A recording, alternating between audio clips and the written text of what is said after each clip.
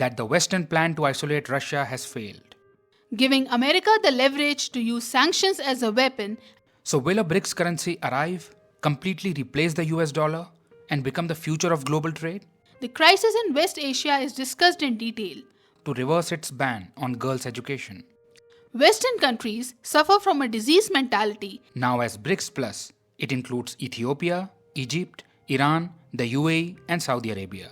Promoting the idea of African solutions to African problems. Creation of a sovereign and independent state of Palestine. Developed countries should provide funds to developing countries in the critical waterways of the Red Sea and Bab al-Mandab Strait. Namaste and welcome to Shom. In this video, we'll discuss the major highlights of the 2024 BRICS Summit. This was the 16th BRICS Summit, hosted by Russia in the city of Kazan, and the Kazan Declaration came out of it. These declarations released after summits serve as blueprints for the grouping's future goals. Similarly, the Kazan Declaration outlines BRICS countries' commitment to creating an equitable global order. Let's break it down to understand it better. Firstly, it was widely reported that India and China signed a border agreement before the summit. India's Prime Minister Narendra Modi met Chinese President Xi Jinping for their first official meeting in 5 years. Prior to the summit, both countries reached an agreement to restore patrolling rights in border areas. This marks a step toward de-escalation, as India and China have agreed to return to the pre-2020 situation along the line of actual control, allowing patrolling to resume as it was before the 2020 clash. We'll cover this topic in a separate video.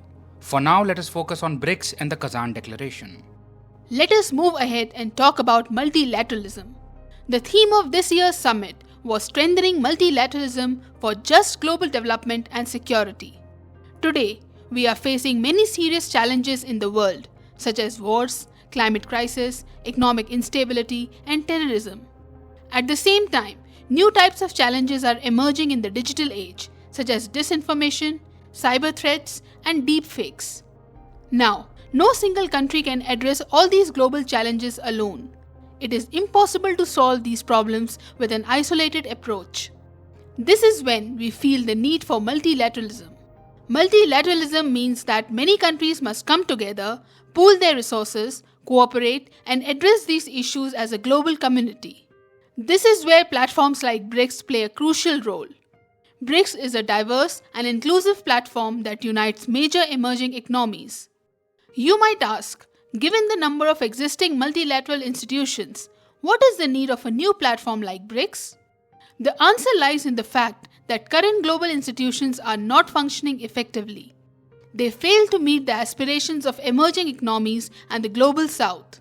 Yes, existing institutions like the UN Security Council, World Bank, IMF, WHO, and WTO are struggling to address contemporary challenges. These traditional institutions have become obsolete, detached from current realities, and discriminatory toward global south countries. Western countries hold disproportionate influence in these institutions, while global south countries remain significantly underrepresented. When global institutions fail to reflect today's realities, sideline the voices and aspirations of the global south, and impose the decisions of a select few countries on the entire world, platforms like BRICS emerge and create their own tools and institutions. The rise of BRICS is a result of failing to carry out urgent reforms in existing institutions. It is a powerful platform for emerging economies to address global challenges and express their concerns, which has been a priority for India. India has consistently advocated for the global south to have a voice in global decisions and a seat at the decision-making table. India's initiatives at the Voice of the Global South Summit and recent G20 presidency underscore this commitment. Through platforms like BRICS, India continues its efforts to address global power imbalances. When there be discussion about addressing global power imbalances, it's clear that Western countries won't support the idea. Because until now, the global balance of power has been tilted towards the West. Following European colonial expansion, industrialization, and both world wars, economic, military, and political influence became concentrated in Western hands. So, when there's talk of a multipolar world and power sharing, will Western countries like it? Of course not. And as BRICS advocates for addressing global power imbalances, Western countries view BRICS as anti-West. According to them, BRICS challenges their dominance. However, BRICS maintains that it is not anti-West, but non-West. Western countries suffer from a disease mentality that if you are not with them, you are against them. They fail to understand that different perspectives can exist. Different does not mean bad. Just because someone differs from you doesn't make them wrong. But Western countries, suffering from a superiority complex and a colonial mindset, will understand this gradually. BRICS is a non-Western platform whose aim is not to oppose Western countries, but to foster good relations with all nations. It is not anti-West. Rather, it seeks to build a fair, balanced, and non-discriminatory international system. BRICS envisions a multipolar world order where sustainable development and inclusive growth are promoted and the aspirations of every country are respected. This order aspires to empower emerging markets and developing countries to become active participants on the global stage, rather than passive spectators. The existing global system, where power is concentrated in the hands of a few countries, needs to be transformed. In its place, BRICS advocates for a just and democratic global system, one that embodies an equitable world order. To support this mission, BRICS has recently expanded, adding new interesting members. Originally, BRICS comprised Brazil, Russia, India, China, and South Africa. Now as BRICS Plus, it includes Ethiopia, Egypt, Iran, the UAE, and Saudi Arabia. Although Argentina initially applied for membership, recent elections in the country brought a pro-US president to power. Following this shift, Argentina, under US influence, withdrew its application. Again, due to US pressure, Saudi Arabia has not yet fully formalized its BRICS membership, although Saudi Arabia's foreign minister did attend the 2024 BRICS summit. This highlights the significant influence the US still holds on the global stage, though we are now witnessing a gradual shift in global dynamics. The US too is closely watching this. Anyway, talking about BRICS, this group represents nearly 40% of the global population and about 30% of the global economy, which is substantial. BRICS has even surpassed the G7 countries not only in overall population but also in GDP and economic growth rate.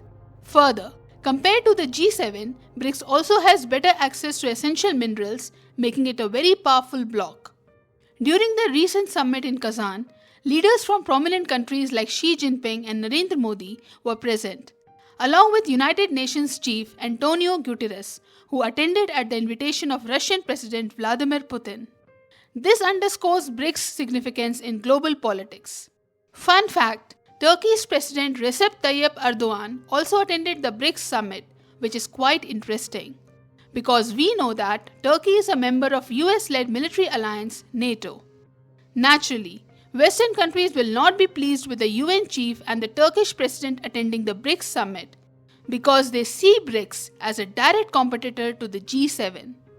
Now, BRICS includes both top energy producing and top energy consuming nations, creating a unique opportunity to build energy partnerships.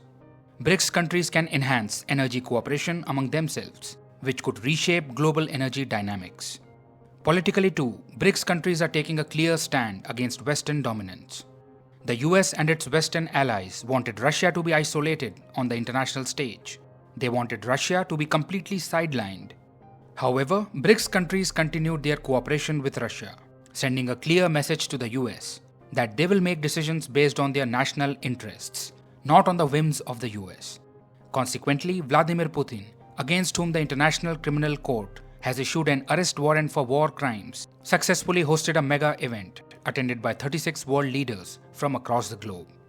Such a large international gathering clearly shows that the Western plan to isolate Russia has failed. Further, over 30 additional countries have shown interest in joining BRICS, as it provides an alternative for those nations that do not align with the approach of the Western countries. The rise of BRICS indicates that we are witnessing a shift from a unipolar to a multipolar world order. The notion that power will remain with only a few countries is now being challenged, with its effects also visible in the global financial system. You may have heard about de-dollarization, many countries want to reduce their reliance on the US dollar.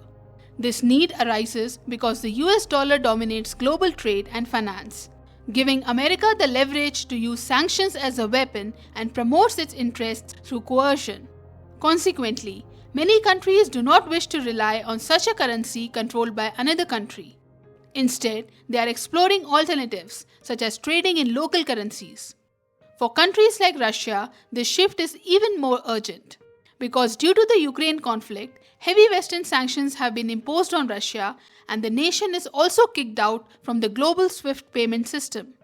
This is why Russia is now exploring alternative financial tools for global trade. It is promoting local currency trade and a new financial system to reduce dependence on the dollar, thereby moving towards a freer and more flexible trade and finance. Along with Russia, China is also serious about reducing its dependence on the US dollar. In fact, over 90% of bilateral trade between Russia and China is happening in local currencies. They are increasingly using Russian rubles and Chinese yuan in their trade instead of the US dollar. Russia wants the other BRICS countries also to adopt this local currency trade system as soon as possible and reduce their exposure to the dollar. It wants that an alternative system should be developed for exchanging goods and services and settling financial transactions. In connection with this, the idea of a BRICS currency is often discussed. So will a BRICS currency arrive, completely replace the US dollar, and become the future of global trade? Not in the near future. Such a change takes time. It requires a significant time and effort to implement a shared currency properly. This doesn't happen overnight. The BRICS currency concept is still so premature that it wasn't even addressed at the Kazan summit. It will be discussed gradually at upcoming summits. Therefore, the dominance of the US dollar will remain intact in the near future. The US dollar has been the global reserve currency for decades, and changing that will take time. But in the future, for sure, we'll see BRICS taking steps toward making the world order and the financial landscape more multipolar. Further, the Kazan Declaration discusses global stability and security. Currently, we are witnessing armed conflicts in various parts of the world. In Europe, West Asia, and Africa, the violence seems unending in several regions. The declaration addresses efforts to bring peace to these areas. Since this summit was held in Russia, it is unsurprising that the Ukraine conflict is not mentioned. Russia is unlikely to state that it would stop the invasion. That would be quite unusual. However, a reminder did come from India that war is not a solution to any problem. If global peace and stability are to be achieved, dialogue and diplomacy are the way forward. So, although the Ukraine conflict is not mentioned in the Kazan Declaration, other conflicts are discussed in great detail. For example, Haiti is mentioned, as well as the increasing violence and the humanitarian crisis in Sudan. There has been a call to resolve conflicts on the African continent as quickly as possible, promoting the idea of African solutions to African problems. Meaning that solutions to Africa's issues should originate from within the region. Additionally, the crisis in West Asia is discussed in detail, with Israel facing strong criticism in the presence of the President of Iran. Concern has been expressed about the deteriorating situation in Gaza, the humanitarian crisis there, and the Israeli military offensive has been strongly condemned. Further, the attack on Iran's diplomatic premises in April in Syria's capital Damascus has been condemned. Citing the 1961 Vienna Convention, this attack has been termed a serious violation of international law. You will surely remember the pager blasts that took place in Lebanon's capital Beirut last month. Yes, that operation has been described as a terrorist attack, as dozens of civilians lost their lives and many were injured due to the detonation of handheld communication devices. The Kazan Declaration may have ignored the loss of life and property in Ukraine, but it does not overlook the damage to life and infrastructure occurring in southern Lebanon. The situation in southern Lebanon has been described as very alarming. It has been said that it is important to ensure navigational rights and freedoms in the critical waterways of the Red Sea and Bab al-Mandab Strait. Emphasis has been put on respecting the international law. Then full membership for Palestine in the United Nations has been supported. Also, the Kazan Declaration states that work should be done towards the creation of a sovereign and independent state of Palestine with its capital in East Jerusalem, which will coexist peacefully with Israel. Even if this may not happen, Iranian President Masoud Pezeshkian, present there, must have loved to hear this idea. In contrast, Israeli Prime Minister Benjamin Netanyahu will obviously be furious at these words. Ukraine's President Zelensky will also be angry that Russia did not criticize itself for invading Ukraine at its own summit. However, the one who will be more saddened than both of them is the United States of America, the power bank that charges the batteries of Ukraine and Israel. Moving on, some other important issues have also been discussed in the Kazan Declaration, such as nuclear non-proliferation and disarmament to make the world a safer place. Preventing an arms race in outer space has also been addressed. Terrorism in all its forms has been severely condemned, and the commitment to fight it has been reaffirmed. Tackling situations like money laundering, drug trafficking, and terror financing have also been discussed. The importance of addressing fake news and hate speech has also been emphasized. All of this comes under a comprehensive package aimed at making the world a safer place. The BRICS countries also intend on economic and financial cooperation. In today's world, we must embrace digital connectivity and artificial intelligence, so it is also mentioned. It goes without saying that we must address the climate crisis. Thankfully, this has been mentioned. Climate adaptation and sustainable development, as well as a push towards greener practices, have been discussed, which are super important today. Emphasis has been placed on the fact that developed countries should provide funds to developing countries for energy transitions. The carbon border adjustment mechanism has been rejected. This policy, introduced by the European Union, includes a tax on carbon emissions from imports outside the EU to reduce global emissions. Calling it a protectionist measure, the BRICS countries have deemed it discriminatory. They described it as a violation of fair trade practices because the carbon tax imposed by the European Union will increase the prices of exports from non-European Union countries by 20 to 35%. As a result, products from these countries will not remain competitive in the European market. The BRICS nations do not want the historically most polluting countries to impose such climate regulations on developing countries. Next, the declaration mentions a wide range of issues, from tourism to disaster management and women's empowerment. For instance, the BRICS countries want Afghanistan to reverse its ban on girls' education, as they should also have the right to study. Further, strengthening cultural ties and preserving cultural heritage are also included in the BRICS agenda. Additionally, there has been discussion about strengthening sports ties among BRICS countries, promoting traditional and indigenous sports, as this can foster a sense of unity. So overall, the Kazan Declaration addresses enhancing cooperation among the BRICS nations on multiple fronts. It presents a blueprint for working together towards a brighter future. So we can say that this summit was quite successful from the perspectives of Russia, China, and India. What do you think about these developments? Do share your opinion in the comments. Stay tuned for more updates on global issues. See you in the next video. Thank you for your time.